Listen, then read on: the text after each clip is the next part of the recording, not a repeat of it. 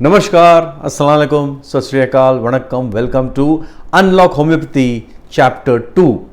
और आज हम लोग बात करने वाले हैं सिद्धांत के बारे में, laws of homeopathy.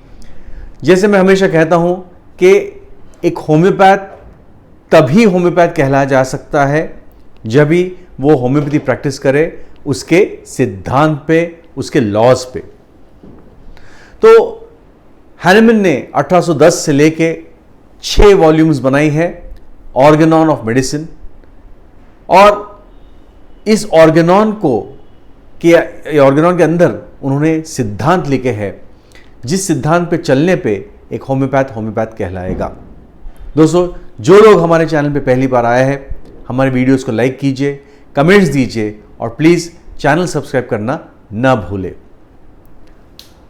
First Sunday off every month मैं मुंबई आता हूं, तो जो लोग मुझसे रूबरू कनेक्ट होना चाहते हैं, मिलना चाहते हैं, तो प्लीज कॉन्टैक्ट अस ऑन 7620592847 7620592847। बाकी दिन नागपुर महाराष्ट्र में रहता हूं, तो आप कांटेक्ट कर सकते हैं 9307965618 पे। बात कर रहे हैं हम लॉज के बारे में। ये वीडियो लास्ट तक देखिएगा और आपको बहुत सारा चीज सीखने को मिलेगा।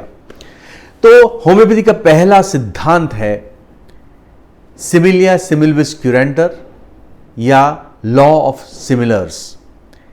जैसे मैंने कल भी कहा था, हमारे प्रीवियस लेक्चर में कहा था चैप्टर 1 में, कि सिमिलिया सिमिलविस क्यूरेंटर मतलब क्या। तो हम एग्जाम्पल लेते हैं सोडियम क्लोराइड का, NaCl। Sodium chloride is NaCl या कॉमन सॉल्ट, नमक, सादा नमक।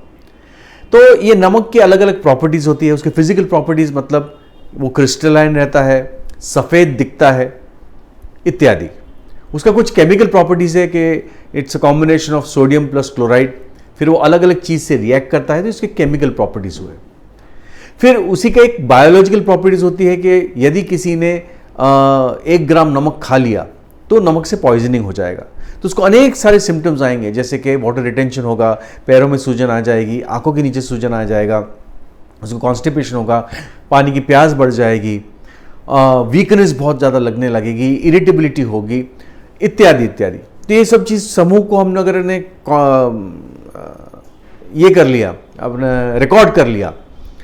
अब एक डायनेमिक प्रॉपर्टी होती है यही सोडियम क्लोराइड की या कोई भी चीज सब्सटेंस की।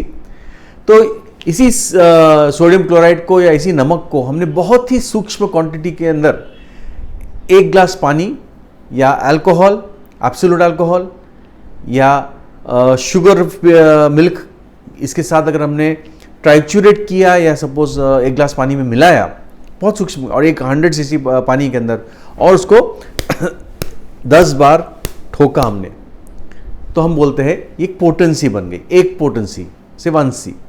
फिर उसके अंदर से वो ग्लास जो सॉल्यूशन था उसमें से 1 ड्रॉप लेके दूसरे ग्लास जिसमें 100 ml पानी है उसके अंदर डाला और हमने उसको सकस किया। तो सिर्फ डाइल्यूट करना नहीं है, डाइल्यूशन प्लस ठोकने को बोलते हैं सकशन। ये किया तो पावर बढ़ते जाता है। तो जैसे मैंने कहा, सपोज एक पेशेंट है हाई ब्लड प्रेशर का, और उसको यही सिम्टम्स है, चिड़चिड़ापन, आंखों के नीचे सूजन, पैरों पे सूजन, कॉन्स्टिपेशन और शाइनी फेस, और उसको नाट्रमोर यानी सोडियम क्लोराइड का जो सूक्ष्म डोज दिया जाए तो ये पूरे के पूरे सिम्टम्स चले जाएंगे। तो इसको बोलते हैं लाइक क्योर्स लाइक। दूसरा सिद्धांत है लॉ ऑफ इन्फिनिटेसिमल डोज, मतलब सबसे छोटा डोज। तो यही जो हमने एग्जांपल दिया था, greater the dilution plus succussion greater the potency, मतलब आप जितना डाइल्यूट करके जितनी बार उसको मारेंगे, ठोकेंगे, वो और पोटेंट होते जाएगा और पावरफुल होते जाएगा अपने डायनेमिक इफेक्ट्स के अंदर। एक टाइम आता है, हम लोग जब एक बार मारते हैं इसको 1C पोटेंसी बोलते हैं, 2C, 3C, 4C, 5, 6, तो 12C के बाद वो सॉल्यूशन के अंदर सपोज नमक की बात करें तो एक कण भी, एक अणु भी उसमें नहीं पाया जाता है ओरिजिनल सब्सटेंस का। मतलब पूरी की पूरी प्रॉपर्टी जो ओरिजिनल सब्सटेंस की है वो सॉल्यूशन को वो ट्रांसमिट कर देता है, देता है। अब सिर्फ वो सॉल्यूशन को ही हमको मारना है। इसके ऊपर बहुत सारे लोगों ने होम्योपैथी को फेक कहा है, प्लासिबो थेरेपी कहा है कि भाई आपके एक ग्लास पानी डाइल्यूशन के अंदर नमक एक कण भी नहीं है, तो फिर कैसे काम करती है दवा? या पूरा समुद्र नमक से भरा हुआ है, नमक पानी के अंदर मिला हुआ है, तो क्या हम समुद्र का पानी पी लिए तो क्या वो पोटेंटाइज हो जाएगा? क्या पोटेंसी बोलेंगे वो दवा है होम्योपैथी की? जी नहीं, ऐसा बिल्कुल भी नहीं है। समुद्र के पानी में बिल्कुल पानी के अंदर नमक बहुत ज्यादा है, लेकिन वो सकस नहीं है, तो उसकी पोटेंटाइज नहीं है, वो सिर्फ डाइल्यूटेड है पानी के अंदर नमक। हम बात करें सिर्फ डाइल्यूशन नहीं, डाइल्यूशन प्लस पोटेंसी। तीसरा सिद्धांत है होम्योपैथी का, लॉ ऑफ इंडिविजुअलाइजेशन। बोलने का मतलब यह है कि अगर मेरे पास 4 पेशेंट आते हैं डायबिटीज के, तो चारों पेशेंट को उनके डायबिटीज शब्द से हमको कोई लेना नहीं, उनके सिम्टम सिंड्रोम पे, उनके लक्षण समूह पे अलग अलग दवाइयां मिलेगी। भले चारों को डायग्नोसिस डायबिटीज ही है, लेकिन किसी को एसिड फॉस मिल सकता है, किसी को सल्फर मिल सकता है, किसी को फॉस्फोरस मिल सकता है, किसी को लाइकोपोडिन मिल सकता है, डिपेंडिंग अपॉन सिम्टम सिंड्रोम। उनकी मानसिकता कैसी है, उनकी स्पिरिचुअल वैल्यूज कैसे है, उनके फिजिकल में बॉडी के अंदर सिम्टम्स क्या है, भूख, पानी की प्यास, गर्म ठंडा सहन करने की शक्ति, उनके पेशाब, उनका लैट्रिन, उनकी सेक्सुअल पोटेंसी, इस सब चीज को मिलाते हुए एक इंडिविजुअलिस्टिक अप्रोच हम बोलते हैं। मतलब होम्योपैथी इज हाईली इंडिविजुअलिस्टिक। मतलब हमको जरूरत नहीं है नाम की, हमको जरूरत है सिम्टम्स की, और जितने ज्यादा सिम्टम्स, जितना कंप्लीट सिम्टम मिल सके हमको, तो उतना स्पेसिफिक ड्रग हम लोग दे सकते हैं। और यदि अगर हमने पूरा समूह, जैसे मानसिक और शारीरिक अवस्था दोनों को हमने कंसिडर किया, सिम्टम्स ऑफ द डिजीज नहीं। यदि मुझे डायबिटीज है तो भाई मुझे बार बार बार बार प्यास लग सकती है, पेशाब बार बार जा सकता हूं, भूख मुझे असहनीय है, ये जनरल सिम्टम्स ऑफ डायबिटीज है। ये नहीं, पिक्यूलर सिम्टम्स कि सब मुझे डायबिटीज है, लेकिन मुझे पानी की प्यास ज्यादा नहीं लगती, सामान्य लगती है, पेशाब भी मैं अच्छे से कंट्रोल कर सकता हूं, लेकिन डॉक्टर साहब मुझे बार बार सिर दर्द होता है और उल्टी जैसा लगता है। अब देखिए, सिर दर्द का और उल्टी का जैसा लगना और डायबिटीज का कोई लेना। जब भी शुगर बढ़ता है मेरा, हमने जब भी मेरा सिर दुखता है ना, तब मैंने देखा शुगर बढ़ जाता है। अब ये देखिए कितना पिक्यूलर, ये इंसान के लिए पिक्यूलर है कि उसका सिर दर्द होता है जब भी शुगर बढ़ता है, और जब सिर दर्द होता है तो आंखों के सामने अंधारी दिखती है, थोड़ा सा पसीना आता है, और ऐसा लगता है कि बहुत सारे छोटी छोटी सुइयां मेरे को चुभ रही है। लेकिन तभी होता है जब शुगर बढ़ता है, और जब भी सिर दर्द होता है मैं देखूं कि शुगर बढ़ता है। तो ये बहुत इसको बोलते हैं पिक्यूलियर क्यूअर रेयर सिम्टम्स। ये दूसरे पेशेंट में नहीं मिलेंगे डायबिटीज के। तो ये बंदे को नाइट्रम म्यूराटिकम का जैसे एक ड्रग है, या सोडियम क्लोराइड जो हम जिसकी बात कर रहे थे, उसको दो, तो ना कि उसका सिर दर्द कम हो जाएगा, but at the same time sugar levels भी कंट्रोल हो जाएगी। तो देखिए लॉ ऑफ इंडिविजुअलाइजेशन कितना इंपॉर्टेंट है। इसलिए अक्सर जब पेशेंट पूछते हैं हमारे पास, डॉक्टर साहब मुझे हार्ट की बीमारी हो गई है, तो आपके पास दवाई है क्या? अरे हार्ट की बीमारी आपको हुई है बराबर है, लेकिन हमको बीमारी के नाम से कोई लेना नहीं है, आपके सिम्टम क्या है। अगर सिम्टम्स मुझे अच्छे मिल गए तो बिल्कुल हाँ आपके लिए दवा है, और आपने सिर्फ नाम बता दिया बीमारी का, तो नहीं, शायद दवा नहीं भी हो सकती है। तो जब भी आप होम्योपैथ के पास जाए तो अपने नाम के साथ, इस बीमारी के नाम के साथ उसको लक्षण समूह जितना आप दे सके उतना अच्छा रहेगा। इसको बोलते हैं law of individualisation. Each illness is specific to the individual and single drug और रेमेडी। एक टाइम पे केवल एक ही दवा पेशेंट को मिल सकती है, आप मिक्स नहीं कर सकते कि साहब मेरे को पतला लैट्रिन भी हो रहा है और बहुत वीकनेस भी लग रही है, तो क्या मैं 2 दवा ले सकता हूं? एक चाइना ले लिया और एक आर्सेनिक ले लिया, ऐसा हो सकता है? बिल्कुल नहीं। कोई एक ही दवा जो दोनों सिम्टम्स एक साथ कवर कर सके, ये लीजिए। तो ये इंपॉर्टेंट है। फिर जब भी पेशेंट को हम होम्योपैथी जब लाई गई थी, तो उसका एक बहुत बड़ा सिद्धांत होम्योपैथी का ये है कि हैनेमन का एक कहना था कि हाँ, होम्योपैथी से जड़ से हम लोग रोग को उखाड़ देते हैं अपने बॉडी से। यानी एक बार होम्योपैथी के कॉन्स्टिट्यूशनल ट्रीटमेंट किया जाए तो हमेशा के लिए वो रोग खत्म हो जाना चाहिए, बार बार नहीं आना चाहिए। यदि कोई इंसान है जिसको बार बार सर्दी खांसी होती है, जरा सा ठंडी हवा आई तो सर्दी हो जाएगी, जरा सा उसने कुछ ठंडा खा लिया तो सर्दी खांसी हो जाएगी।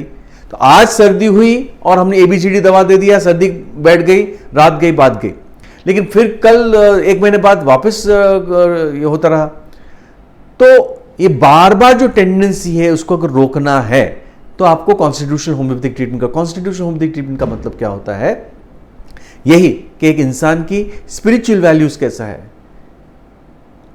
उसका कैरेक्टर कैसा है, उसका विल कैसा है, स्ट्रांग विल्ड है कि वीक विल्ड है, उसका मानसिक कंडीशन कैसी है, चिड़चिड़ापन है कि शांत इंसान है, उसका गुस्सा कैसा है, उसके प्यार करने की, उसकी दया की क्षमता कितनी है, बहुत ही ज्यादा दयालु है कि बिल्कुल हाथ से पैसा नहीं छूटता, वो दुख के टाइम पे आंसू निकल सकते हैं क्या, बिल्कुल नहीं रो सकता, हंसी के टाइम पे हंस सकता है खिलखिला के कि बिल्कुल हंसे से स्माइल कर सकता है, डर है क्या उसको, अत्यधिक डर, एक्सट्रीम फियर, या हाइट से हो या पानी से हो या जानवरों से हो, एक्सट्रीम फियर कुछ है क्या, या रोड क्रॉस करने से हो, उसकी सोचने की क्षमता कैसी है, उसके निर्णय लेने की क्षमता कैसी है, वो ले सकता है कि उसको बार बार पूछना पड़ता है लोगों को, उसको क्या पसंद नापसंद है, उसको एक्सट्रीम लव फॉर म्यूजिक है क्या, उसे कुत्ते बिल्ली पालना पसंद है क्या, इत्यादि। तो ये सब इसको बोलते हैं बेसिक पर्सनालिटी ट्रेट। और इसके ऊपर से जो दवा सिलेक्ट की गई हो तो उसको हम कॉन्स्टिट्यूशनल ट्रीटमेंट बोलते हैं। ये कॉन्स्टिट्यूशनल ट्रीटमेंट अगर दिया जाए तो ये बहुत गहरी तरह से काम करता है होम्योपैथी में, और जड़ से फिर आप कोई उसको जो भी बीमारी हो, जो क्योरेबल बीमारी अगर है तो वो क्योर होके ही रहेगी और वो प्रोसेस में होगी। यानी cure is a procedural phenomena. यानी आज हमने दवा दिया तो पहले उसके जो प्रेजेंट सिम्टम्स है वो कम हो जाएंगे, लेकिन उसके पहले, जैसे फॉर एग्जाम्पल मैं देता हूं कि एक 25 साल का आदमी मेरे पास आया और उसने कहा कि डॉक्टर साहब मुझे 16 साल से दमा है, दमे की बीमारी है और हर साल 2-3 बार मुझे दमा होता है। तो 16 साल से उसको दमा है और 5 साल से मुझे झांग में खुजली भी है, लेकिन अभी कम है, अभी इतनी नहीं है, लेकिन है, आती जाती रहती है। और अभी आज की तारीख में डॉक्टर साहब मुझे आंखों के अंदर एलर्जी आ गई है, जरा सा मैंने बाहर धूप में गया तो आंख लाल हो जाती है और आंखों से पानी बहने लगता है और जलन होती है। ये 3 सिम्टम्स है। तो आज की तारीख में आपके पास वो आया है आंखों की जलन के लिए, लेकिन साथ में उसको दमा भी है और साथ में उसको झांग में खुजली भी होती रहती है। अब आपने यदि इसको कॉन्स्टिट्यूशनल ट्रीटमेंट दिया और वो सही रही, पोटेंसी भी सही रही, तो पहले उसकी आंख के सिम्टम्स चले जाएंगे। उसके बाद डॉक्टर साहब बहुत अच्छा, मेरे आंख के सिम्टम तो अब कम हो गए, अभी कुछ नहीं है, अभी मैं महीने भर से देख रहा हूं, महीने 2 महीने हो गए, मैं 3-4 बार धूप में गया, कड़ी धूप में गया, लेकिन आंख लाल नहीं हुई। लेकिन डॉक्टर साहब मेरी झांग की खुजली बहुत बढ़ गई, अब तो मैंने पाउडर डालना पड़ता है, पता नहीं कैसे, इतना अभी तक तो अच्छी थी। फिर यदि हमने ये ड्रग कंटिन्यू किया तो झांग की खुजली धीरे धीरे कम हो जाएगी और उसका जो पुराना दमा था, जो पहले सेटल्ड था, अब सडनली दमा का अटैक आ गया, भले इतनी ठंडी थी नहीं, भले वो डस्टी एनवायरनमेंट था नहीं, फिर भी उसको दमा शुरू हो गया। अरे डॉक्टर साहब ये तो क्या, वो दमा इतने साल पुराना दमा था। तो हमने पुरानी बीमारी को बाहर निकाला। तो पहली जो इमीडिएट बीमारी थी वो कम हुई, फिर जो सेकंड बीमारी थी वो उभरी, फिर वो भी कम हुई, अभी थर्ड जो लास्ट पुरानी बीमारी वो उभर के वो भी महीने 2 महीने में अपने आप कम हो जाएगा, आपको ज़्यादा कुछ करना नहीं पड़ता। और जब ये तीनों चीज़ कम हो जाएंगे फिर हमेशा के लिए ये ठीक हो जाएगा। अब पेशेंट को बार बार दमा नहीं आएगा, ना जांघ में खुजली आएगी और ना उसकी आंख लाल होगी। इसको बोलते हैं law of cure. So after any treatment your health should never progress from milder illness to more severe illnesses. उल्टा है, there is a defined order, एक ऑर्डर है जिसको हम हेरिंग्स लॉज ऑफ क्योर कहते हैं, डॉक्टर हेरिंग के नाम से। और लास्ट जो सिद्धांत है बहुत important is law of minimum dose, मतलब जो डोज देते हैं और उसका रिपीटिशन होता है वो सबसे मिनिमम होना चाहिए। इसीलिए छोटी छोटी गोलियां, एक एक बूंद, दो दो बूंद, पांच पांच बूंद, 10-10 बूंद, हम लोग एक ml के अंदर नहीं देते, 5-5 ml नहीं देते, एक एक बूंद देते हैं। तो ये है होम्योपैथी के सिद्धांत। दोस्तों, यदि आपको इस सिद्धांतों के बारे में जो मैंने मोटा मोटी बताया है कोई भी प्रश्न हो तो वीडियो के नीचे पूछ सकते हैं। इंस्टाग्राम पे आदिल होम्यो सेंटर के नाम से हूं, वहां पर आप मुझे फॉलो कर सकते हैं और वहां भी पूछ सकते हैं। फिर मिलेंगे, तब तक के लिए इजाजत दीजिए। Thank you very much.